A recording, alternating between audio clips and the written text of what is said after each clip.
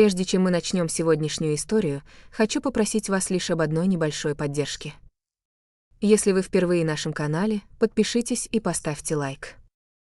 Для вас это всего несколько секунд, а для нас огромная мотивация продолжать создавать истории, которые хочется не просто слушать, а проживать вместе с героями.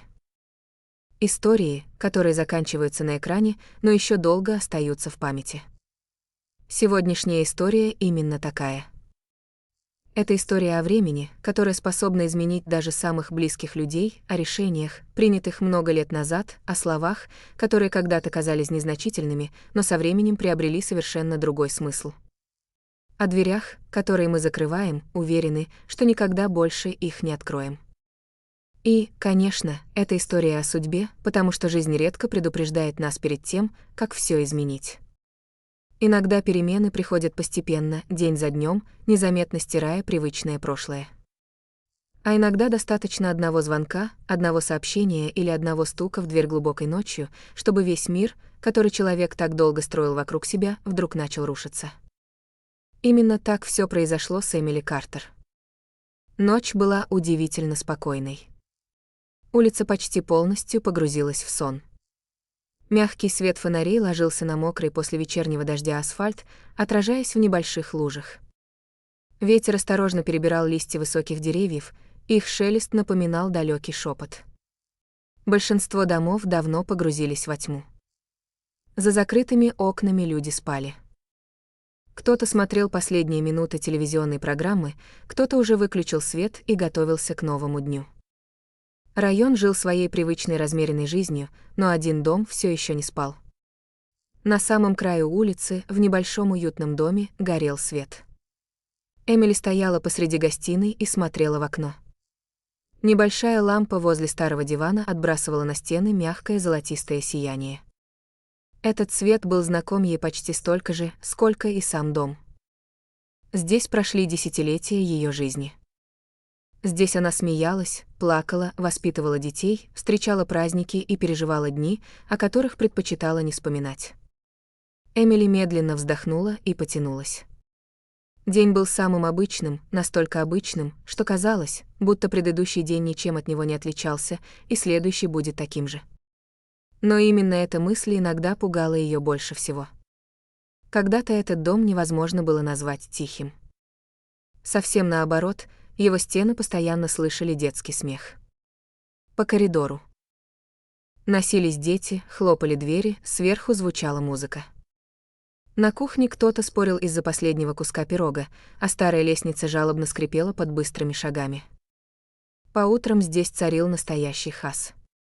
По вечерам шумные разговоры, а по выходным дом словно оживал еще сильнее. Тогда Эмили иногда мечтала хотя бы о 10 минутах тишины. Она даже не могла представить, что однажды станет скучать именно по этому шуму. Теперь все изменилось. Дети выросли. У каждого появилась своя жизнь, свои заботы, свои дома и свои семьи. Они приезжали, звонили, поздравляли ее с праздниками, иногда оставались на ночь, но потом снова уезжали. И каждый раз после их отъезда дом становился немного тише. Сначала Эмили тяжело это переживала. Она пыталась заполнить пустоту делами, переставляла мебель, занималась садом, готовила сложные блюда, которые раньше делала для всей семьи. Даже начала переставлять фотографии на полках, словно надеялась таким образом изменить настроение дома. Но со временем она поняла простую вещь: тишину невозможно победить. С ней можно только научиться жить. И Эмили научилась. Она привыкла просыпаться одна. Привыкла пить утренний кофе у окна, привыкла слышать собственные шаги в пустом коридоре. Привыкла к тому, что вечером никто не спрашивает: «Мам, ты ужинать будешь?» Она привыкла. По крайней мере, так ей казалось. Эмили еще раз посмотрела на часы. Почти полночь. Она собиралась выключить свет и подняться наверх, когда вдруг услышала звук тихий, почти незаметный. Сначала ей показалось, что это ветер. Она замерла и прислушалась. Несколько секунд вокруг снова стояла тишина. Эмили уже хотела продолжить путь, когда звук повторился. Тук, тук, тук. Кто-то стучал в дверь. Эмили остановилась. Сердце неожиданно забилось быстрее. В такой час она никого не ждала. Она посмотрела на входную дверь, словно надеялась, что та сама объяснит причину позднего визита. Но за дверью было тихо. Эмили сделала несколько медленных шагов вперед. На мгновение она задумалась, стоит ли вообще открывать, кто мог прийти к ней посреди ночи и почему именно сейчас. Она подошла к двери и положила руку на ручку, но прежде чем повернуть ее, услышала еще один стук. На этот раз гораздо тише.